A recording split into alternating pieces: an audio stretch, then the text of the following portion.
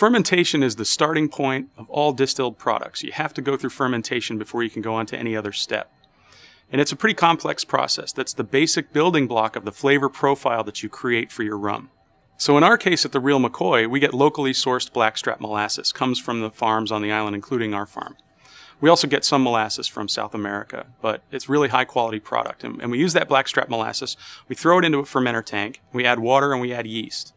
And the yeast basically processes the sugars that are in the molasses. It'll process the sugar and turn into alcohol and CO2.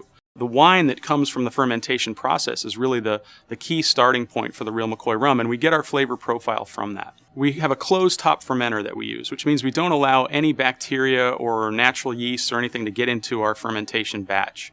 We don't want it to spoil the wine, so we pressure and temperature control the closed tank, and that keeps everything isolated, and we just use our particular yeast that we choose. It takes about 44 hours, and we go through this propagation process, but at the end of it, from that point, we now have this beautiful molasses wine that's very sweet, great aroma. It's a great starting point for any rum.